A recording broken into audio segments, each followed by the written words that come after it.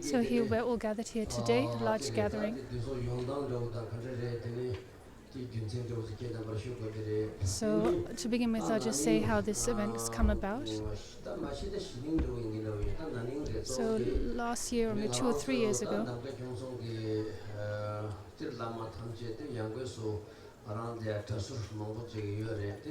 so we have a lot of monks and nuns and students of the Namkha Kyungsong Sangha community. And this community, Sangha members of this community formed a society to support and further the preservation of the teachings and culture and so on. And it was this society then. So specifically, the society is focused on preserving and propagating the teachings connected to the Namkha Kyungsong tradition, teachings of Dujun Rinpoche, and so on.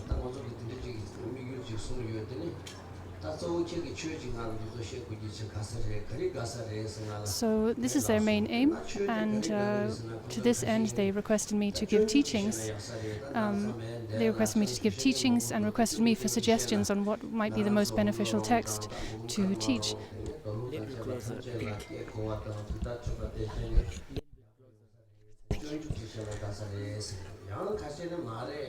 So I suggested the Bodhisattva Charyavatara, Chanjideva's Way of the Bodhisattva, or Nagarjuna's letter to a friend, and so on, and other monks and seniors had some other suggestions. So we're in the process of discussing what would be the most beneficial and suitable text to teach. Also, the words of my perfect teacher was amongst the suggestions. And the words of my perfect teacher, I thought, well, I already taught this here to the community about 2 years ago, as well as up in Honla and other places. And as for the Way of a Bodhisattva, I've taught that as well several times in the past, and there are many, many people teaching that very precious text. But then we have the Dujum Tesa Ngondro and the teachings on that.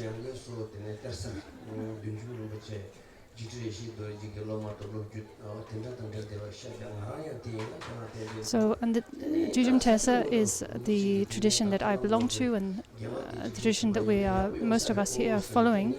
Most of the members of the Namkha, the society, are following. And Dujum Rinpoche Jirayeshe Dorje wrote a commentary on the Dujum Tesa Ngondro, a very precious commentary that is not actually taught that often these days. And the transmission of the lineage of that teaching has become quite rare. So then we landed upon that as an idea, as a suggestion, the most beneficial thing to teach, beneficial and appropriate thing to teach.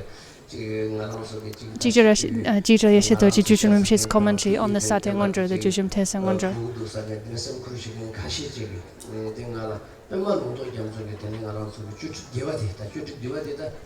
And then we have Pema Lungtok Gyaso's detailed instruction on severance, the Chuchi, not the concise one, but the extensive one, which is about 300 folios.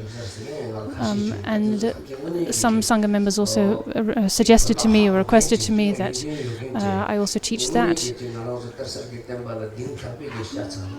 which is a real sign and expression of first of all, their understanding of the teachings in our tradition, Namkha Kyungsong tradition, and also their affection and regard for those teachings.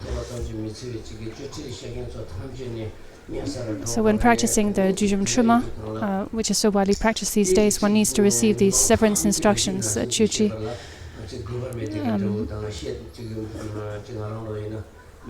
to receive the empowerment combined with those instructions, and then receive gradual instruction, which includes going to the charnel grounds and so on. That's how to proceed in that practice of Truma.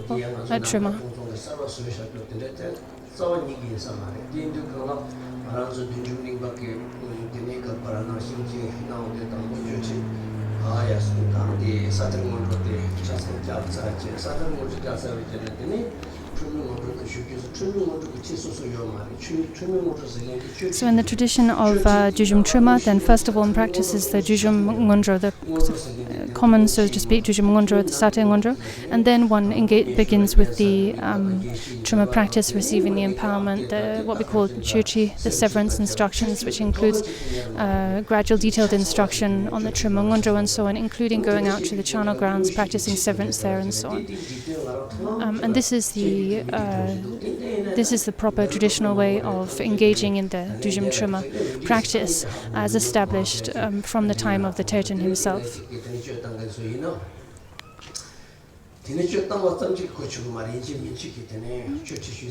So if one wants to engage in Chu, in the practice of severance, then this is how to do so. This is how to do so, to receive the instructions in this way, and to go to the charnel grounds for, say, 9 days, and to adhere to solitude in, say, charnel grounds or volatile places for 9 days, and so on and so forth.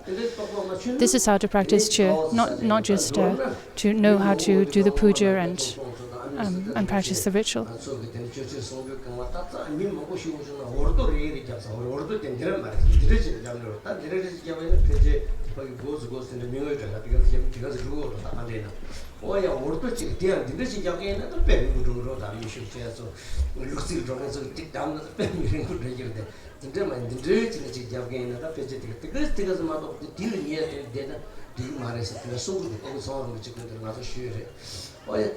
those are the Chu teachings are teachings to be practiced in, we say, volatile and isolated places,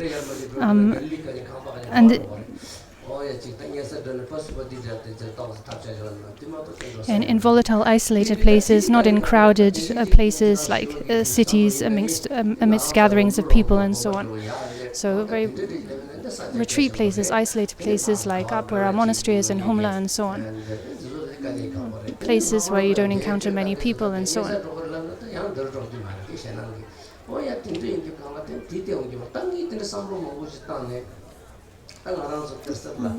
But so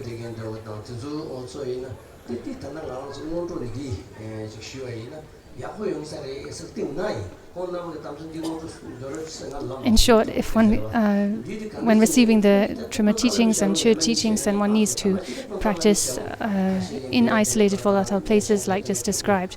But that is difficult in certain settings, right? It's difficult unless you're up somewhere very isolated like Humla, where our monastery is, and so on.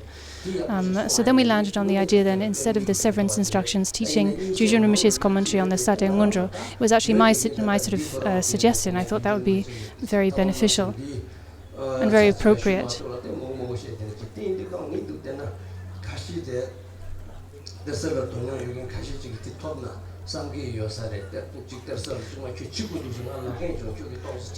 And there are some, I had also had some people sort of encourage me to teach that commentary, Jujun Rinpoche's commentary on the Sate Ngondro, and I had seen people who were keen to receive teachings on that text and in the transmission of that text.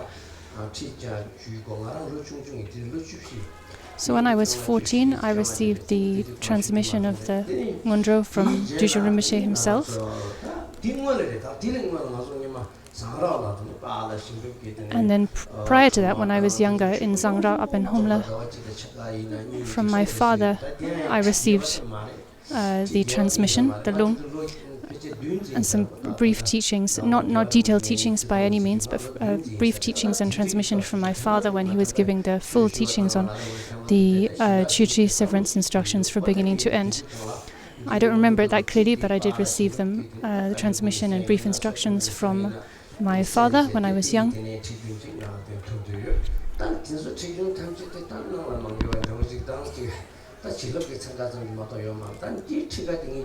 And the line of transmission of this transmission is extremely blessed, powerful, potent, and blessed. When I was older, then I received teachings I received this teaching, Jujun Rinpoche's commentary on the Sate Ngondro, in detail from Chinye Nobo Rinpoche, Dungse Chinye Nobo Rinpoche, in his residence in Jopati.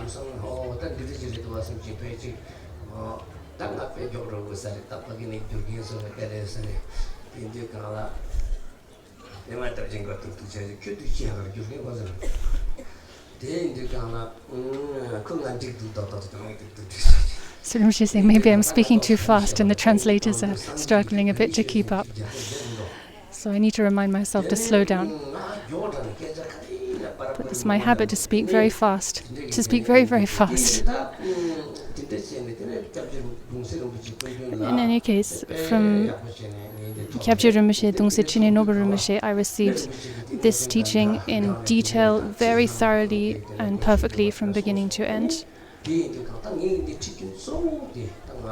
So the main, source from which I received this teaching, the transmission of this teaching, was Dongse Rinpoche, Chine Nobu Rinpoche.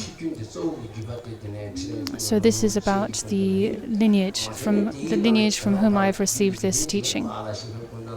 In addition, as I said, I also received it from my father, the previous Degye Rinpoche, and from His Holiness Kyabje Dujun Rinpoche, Jigdre Yeshe Doji himself, who was an unsurpassed master, Guru Rinpoche in the flesh. So I received the blessings of transmission from him as well. I'm not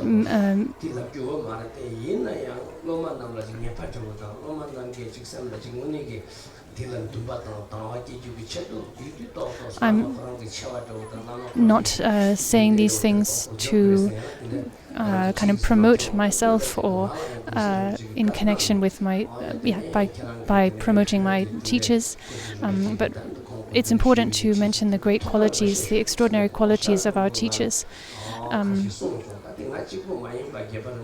to inspire faith and devotion and certainty in the students, right?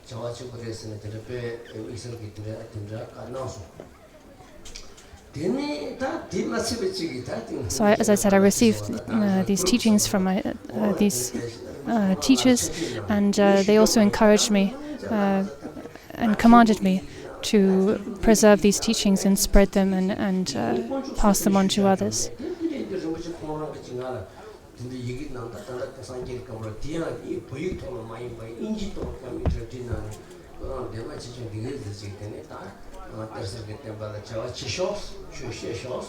For instance, from Dongse Rinpoche, I received actually a written letter, a written command, you could say, in Tibetan and also in English, sort of large page where he said basically, you must preserve and uphold the Jujum Tesa teachings. So I have that mandate. And as I said, I'm not sharing these things to kind of promote myself or anything like that, but rather just to share and inspire confidence in us as students of the lineage and the teachings. So when I received this, what I just described as a letter, it was written in the form of a long life prayer. But I sort of perceived it rather as a command rather than a long life prayer.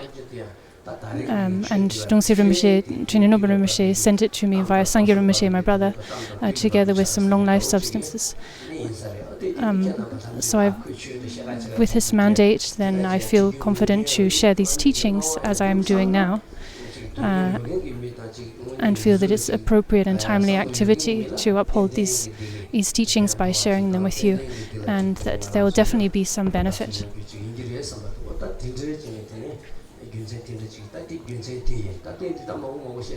So this is about the reasons for giving this teaching, how it came about.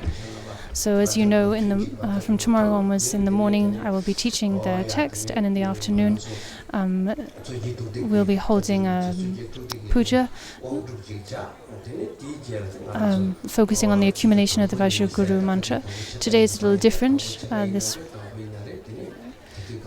This morning we have introduction and so on, and I will also then take leave to do the empowerment preparation, and the empowerment proper will be bestowed after lunch beginning at 1:30.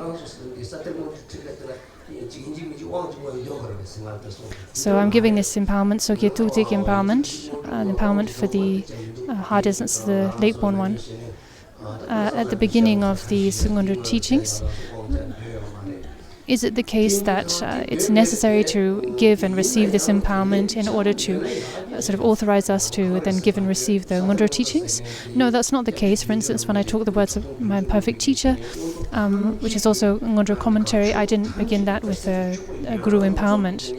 But the Saje Ngondro, the Ngondro commentary that we're going to be going through, is the, you could say, generic or common Ngondro for all Jujum Tersa practices. It's that which precedes all Jujum Tersa practices, Trima, and so on and so forth. And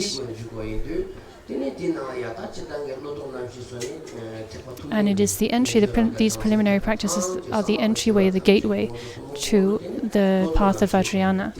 They begin with the 4 mind changings. So these are the essential entryway to the path, to all practices. After the 4 mind changings, then we have the practice of taking refuge, which is the entryway to all vehicles of Buddha Dhamma, and the preliminary, therefore, to all vehicles of Dhamma. And then we have bodhicitta, which is the entryway to specifically the vehicle of the Mahayana vehicle, the greater vehicle. So the Shravakas and Pratyeka Buddhas, they do not practice bodhicitta, right? It's only Mahayana practitioners that practice bodhicitta, so therefore it's the gateway to the Mahayana. And then we have the practice of meditation and recitation of Vajrasattva, which is the gateway to the Vajrayana, we could say. And is the gateway to the practices of the 2 stages of generation and completion.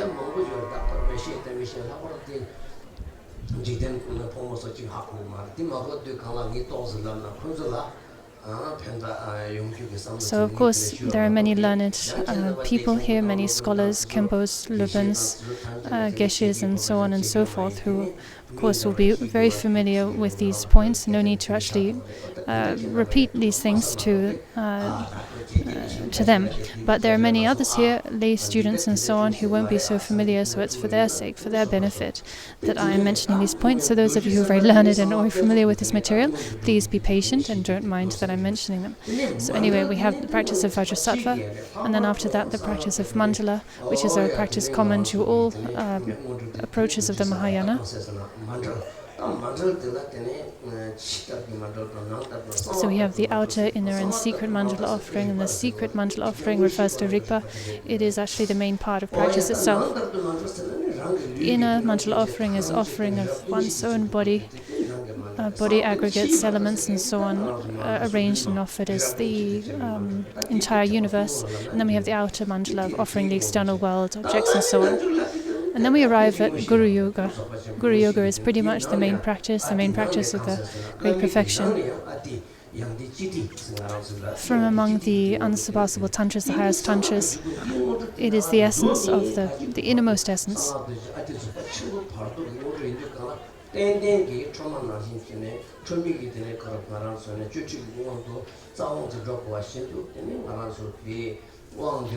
So the practice of Guru Yoga, with the practice of Guru Yoga, we arrive at the highest, the pinnacle of all Vajrayana practices.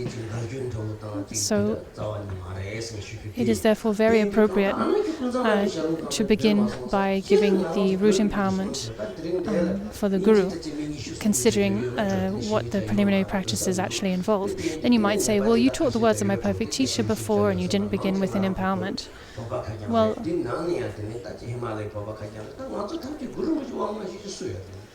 in that case, the entire audience, those receiving the words of my perfect teacher from me, this was in 2022 when Rinpoche gave those teachings here.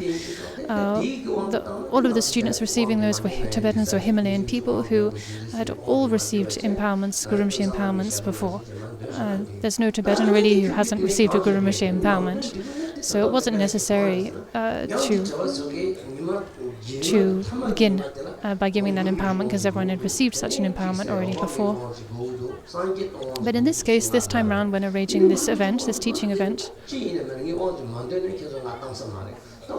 then I was beset by requests to give various empowerments over the course of the month, 1,000 Buddhas empowerment, long life Buddha empowerment, and so on and so forth. And I thought, goodness, the monks were making these requests of me, and I thought, well, you're definitely not going to let me get out of giving an empowerment.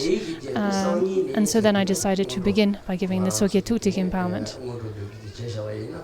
So that is why today we begin with the granting of this empowerment, and then the teachings proper will start tomorrow. The teachings on the Ngondro text itself will start tomorrow.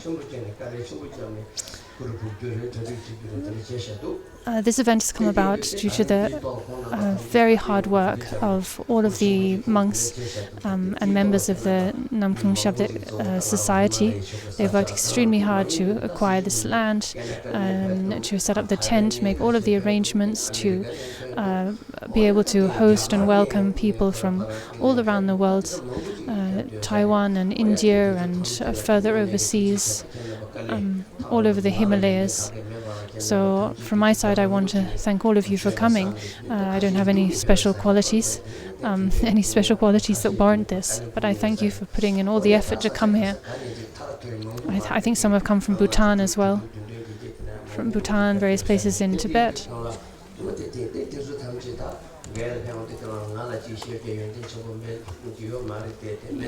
People have come from very far, even though I don't have any special qualities, but because you see the value of the Dharma, the preciousness of the Dharma, then you've made this effort in traveling very far to come here to receive these precious teachings.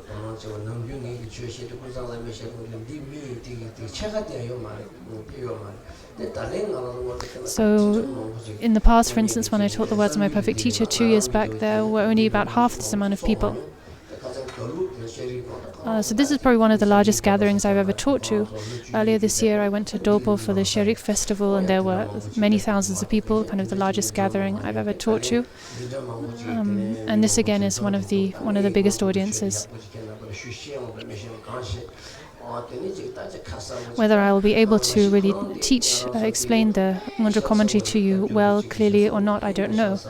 But just to hear these words and to receive the sound of these teachings, these sacred words spoken by Dujun Rinpoche Jirye Doji, will without doubt be of extraordinary benefit to all of us. So from my side, I will do my absolute best. And as I said, I will do my absolute best to explain clearly and thoroughly. If I do make any mistakes, omissions, additions, and so on, then I request your forgiveness. I request your patience.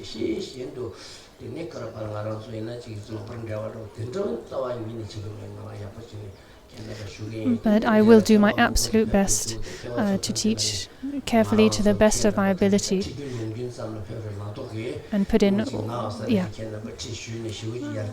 I will really apply myself and teach as best as I possibly can. So I imagine there are a lot of very educated people here in the audience, especially amongst the ordained. I know some of my own monks who are here, Kimbuni Magyatsin, for instance, incredibly learned.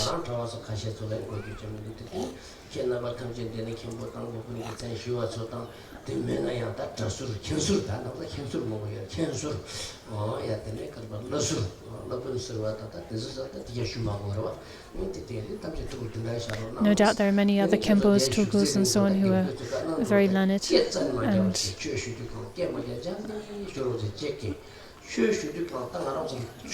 and maybe probably who are very learned and will have heard everything I have to say, but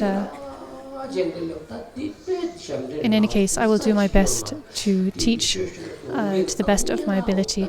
And I'd like to ask you all to please be quiet. Do not speak in the teaching hall. Do not speak during the teaching session. It's very disrespectful. It's very unnecessary.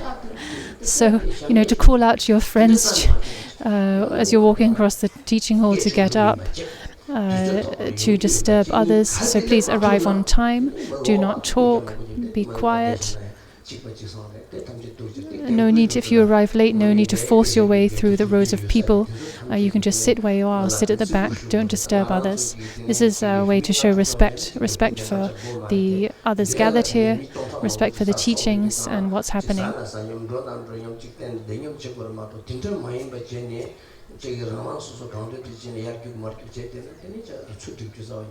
So we are here as a group, a large group of people. and we need to be aware of the group. We should kind of compromise for the group, not just act on our own initiative and do our own thing. So that means keeping to the schedule, following the requests of the organizers, and so on.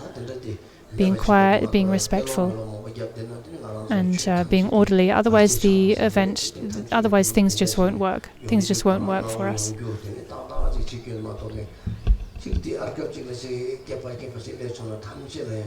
So it's really important to arrive on time. If you arrive late, that disturbs everyone. So it seems like there's some people kind of trickling in late, and maybe this is the first day, so that's kind of expected. But from tomorrow, then please be sure to arrive on time, or rather ahead of time. Otherwise, it will create disturbances for the teachings and obstacles for one's own receiving of the teachings.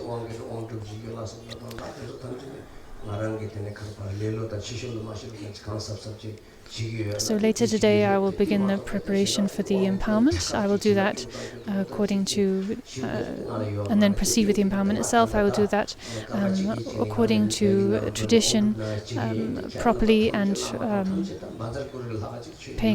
doing things just as they are taught, as they should be done. I will not be taking any shortcuts, and I'll do my best to bestow the empowerment properly, authentically,